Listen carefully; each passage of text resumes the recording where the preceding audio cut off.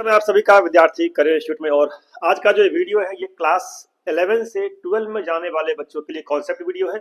अगर आप क्लास 11 से 12 में जा रहे हो तो ये सारे कॉन्सेप्ट्स आपके बहुत ही क्लियर होने चाहिए। यहाँ पे टॉपिक आपका है रोटेशनल काइनेटिक एनर्जी। ठीक है, रोटेशनल काइनेटिक एनर्जी, ये टॉपिक की बात कर रहा हूँ मैं, रोटेशनल काइनेटिक एनर्जी। तो यहाँ पे आप देख रहे हो कि जो व्हील है उस व्हील को ये गर्ल रोटेट करा रही है। ठीक है ना, तो अगर व्हील रोटेट कर रही है, क्या कर रही है, रोटेट कर रही है। जब भी कोई बॉडी रोटेट करती है तो एक एक्सिस होता है जिस जो फिक्स होता है, जैसे यहाँ पे एक्सेल है। ठीक है ना, ये एक्सेल है, देख रहे हो आप एक्सेल। तो इस एक्सेल के अबाउट ये व्हील रोटेट कर रही है। ठीक है, उसे कहते हैं एक्सिस ऑफ रोटेशन। तो अगर कोई व्हील रोटेट कर रही है, रोटेट करने के लिए यहाँ पे फोर्स लगाया गया है। ठीक है, फोर्स देख रहे हो आप, डाउनवर्ड और अपवर्ड फोर्स है। तो ऐसे हम लोग व्हील को डाउनवर्ड फोर्स लगा के इसको रोटेट करा दे रहे हैं। ठीक है ना, तो रोटेशन की वजह से यहाँ पे डायरेक्शन ऑफ रोटेशन थोड़ा सा रिवर्स है, ये ऐसे रोटेट करेगा। अगर फोर्स लगाया आपने डाउनवर्ड, तो डाउनवर्ड फोर्स लगाने से व्हील ऐसे करेगा रोटेट। ठीक है, ऐसे। ठीक है, इस तरीके से व्हील रोटेट करेगा। आप कह सकते हो क्लॉकवाइज, है ना, क्लॉकवाइज अगर तो देखेंगे जैसे, तो क्लॉकवाइज तरीके से करेगा रोटेट। ठीक है, तो जो रोटेट कर रही है, रोटेशनल काइनेटिक एनर्जी कितना होगा ये पता लगाना है। ठीक है, कि what is the rotational kinetic energy. इसको मैं ब्लैक कर देता हूँ। क्या बताया, रोटेशनल काइनेटिक एनर्जी क्या होगा ये बताना है।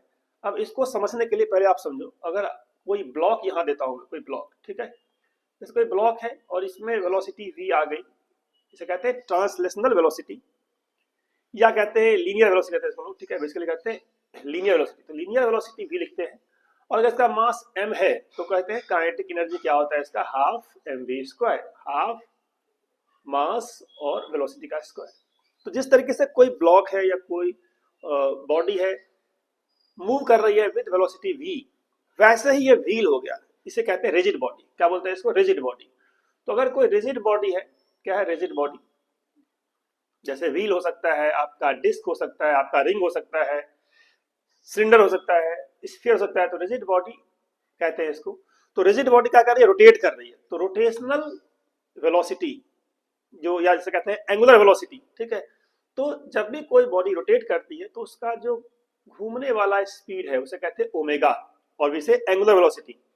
तो यहाँ पे एंगुलर वेलोसिटी, आपका एंगुलर वेलोसिटी मान लेते हैं ये ओमेगा है। ठीक है, इक्वल टू ओमेगा। ठीक है, कि जब व्हील को रोटेट किया तो रोटेट करने से एंगुलर वेलोसिटी क्या हुआ, इसका ओमेगा हो गया। क्या हो गया, ओमेगा। इसमें वेलोसिटी आ गई, कौन सी वाली, रोटेट करने वाली जो वेलोसिटी है जिसे कहते हैं एंगुलर वेलोसिटी, वो क्या आ गया, ओमेगा इसके अंदर आ गया। तो इसका काइनेटिक एनर्जी क्या होगा, क्या निकालना है, काइनेटिक एनर्जी निकालना है। तो जैसे किसी ब्लॉक का मास m होता है, वेलोसिटी v की वजह से काइनेटिक हाफ mv² होती है, वैसे ही किसी रिजिड बॉडी का जब आपका एंगुलर वेलोसिटी लेते हैं ओमेगा, तो जैसे मास यहाँ पे ब्लॉक के लिए m था, वैसे एक टर्म आता है मोमेंट ऑफ इनर्शिया। तो मास की जगह पे हम लोग रिजिड बॉडी बात करते हैं मोमेंट ऑफ इनर्शिया की। तो हम लोग कहते हैं मोमेंट ऑफ इनर्शिया, जिसका सिंबल होता है आई। क्या सिंबल होता है, आई। ये आई क्या है, तो corresponding to mass in the straight line motion, in the rotational motion we have moment of inertia. तो मास का एनालॉगस है, जैसे मास होता है उसमें लीनियर मोशन में, वैसे ही रोटेशनल मोशन में क्या होता है, आई होता है, आई बोलते हैं। तो काइनेटिक एनर्जी का जो फॉर्मूला होता है, काइनेटिक एनर्जी, वो काइनेटिक एनर्जी होता है हाफ, जैसे वहां पे था हाफ mv², वैसे हाफ यहाँ भी होगा। मास की जगह पे आता है आई, और v की जगह पे आता है आपका ओमेगा, तो हाफ आई ओमेगा। ये जो दोनों फॉर्मूले हैं उसको अच्छे से समझना है कि कब लगाते हैं हाफ mv², जब बॉडी में लीनियर मोशन है, स्ट्रेट लाइन में चल रही है और उसमें वेलोसिटी v है, that is called linear velocity. और जब बॉडी रोटेट कर रही है तब क्या लगाना है, काइनेटिक एनर्जी ऑफ रोटेशन। ठीक है ना, क्या लगाना है, काइनेटिक एनर्जी ऑफ रोटेशन। क्योंकि यहाँ पे हम लोग हाफ mv² की बात नहीं करते हैं रोटेशन में, क्योंकि जब कोई व्हील या कोई स्फीयर या कोई रिंग रोटेट करती है तो उसमें बहुत सारे पार्टिकल है। जैसे आपका ये पार्टिकल हो गया कहाँ पे, ये मान लो मैंने रिम पे एक पॉइंट ले लिया। ठीक है, रिम पे तो एक पॉइंट यहाँ है, दूसरा पॉइंट यहाँ है, तीसरा पॉइंट यहाँ है, स्पोक पे पॉइंट ले लो। ठीक है, तो we have so many points in the rigid body, और हर एक पॉइंट का वेलोसिटी अलग अलग होता है, हर एक पॉइंट का वेलोसिटी अलग अलग होता है। जो रिम पे पॉइंट्स हैं उनका वेलोसिटी सबका सेम होगा, लेकिन रिम के अंदर जो स्पोक पे पॉइंट है उसका वेलोसिटी अलग होगा। कौन सा वेलोसिटी? लीनियर वेलोसिटी v, इसकी बात कर रहा हूं मैं। तो जब भी किसी बॉडी को किसी एक्सिस के बाद रोटेट करते हैं तो फिक्स क्या होता है? फिक्स होता है ओमेगा, जो ओमेगा हमने यहाँ पे दिखाया, जिसे कहते हैं एंगुलर वेलोसिटी। तो हर एक पार्टिकल का लीनियर वेलोसिटी जिसे v बोलते हैं वो अलग अलग है। मान लिया जो रिम पे पार्टिकल है उसका वेलोसिटी मान लिया v1 है, ठीक है। स्पोक पे जो पार्टिकल है वेलोसिटी मान लिया v2 है, ठीक है। मान लिया किसी का v2 स्पीड है, किसी का v3 स्पीड है। तो अलग अलग पार्टिकल्स जो है उनका स्पीड अलग अलग होगा, ठीक है। लेकिन सभी पार्टिकल का क्या फिक्स रहेगा? ओमेगा फिक्स रहेगा। इसीलिए जब काइनेटिक निकालेंगे हम लोग तो हाफ के साथ ओमेगा लेंगे, और जब ओमेगा लेते हैं तो एम नहीं लेंगे, क्या लेंगे? आई लेंगे। तो I is called the moment of inertia. Moment of inertia बोलते हैं, इसका सिंबल क्या होता है? आई होता है। अब इसका प्रूफ भी है। अब आप प्रूफ समझ लो इसका कैसे प्रूफ होता है, कैसे आता है हाफ आई ओमेगा स्क्वायर, ये भी समझ लो आप छोटे से वीडियो में, ठीक है ना। तो कॉन्सेप्ट आपका बिल्कुल क्लियर हो जाएगा। देखो कैसे प्रूफ करते हैं हाफ आई ओमेगा स्क्वायर। तो इसके लिए मैं आपको दिखाता हूँ। अब ये क्या, तो ये मान लिया एक्सिस ऑफ रोटेशन है, ठीक है ना। एक्सिस ऑफ रोटेशन है, कलर को रेड कर लेते हैं। और ये मान लेता हूँ एक रिजिड बॉडी है, ये ऐसे दिखा दिया कोई बॉडी है जैसे जो इसके अबाउट रोटेट कर रही है, ठीक है ना। एक्सिस के अबाउट रोटेट कर रही है, एक्सिस आपका हो गया, और ऐसे कर रोटेट कर रही है इस तरीके से, ठीक है। तो बोल दिया इसका क्या है? ओमेगा है, घूमने का स्पीड ओमेगा है, ये बोल दिया। जो ये एक्सिस है, वर्टिकल लाइन देख रहे हो, इसे कहते हैं एक्सिस, जिसके अबाउट टर्न मार रही है। अब आप कंसीडर करो, मान के चलो कि यहाँ पे कोई पॉइंट है, कहाँ पे? यहाँ पे कोई पॉइंट है, पॉइंट मास m1 इस बॉडी के अंदर। ये बॉडी हो सकता है कोई बॉडी हो, it can be sphere, it can be cylinder, it can be ring. तो m1 मान लिया, यहाँ पे m1 का डिस्टेंस मान लिया क्या है? यहाँ से r1 है, ठीक है। ऐसे यहाँ मान लिया कोई मास m2 है, जिसका डिस्टेंस यहाँ से क्या है? r2 है, ठीक है। ऐसे ही मान लिया यहाँ पे कोई मास मान लिया m3 है, m3 है, इसका मान लिया यहाँ से क्या डिस्टेंस? r3 है, क्या है? r3 है। ऐसे बहुत सारे मास पार्टिकल है, पार्टिकल मास है, पॉइंट मास है रिजिड बॉडी के अंदर। तो जितने भी पॉइंट मास है, अगर इन सब का ओमेगा पूछा जाएगा तो सबका ओमेगा सेम होगा, सभी पार्टिकल ओमेगा सेम है।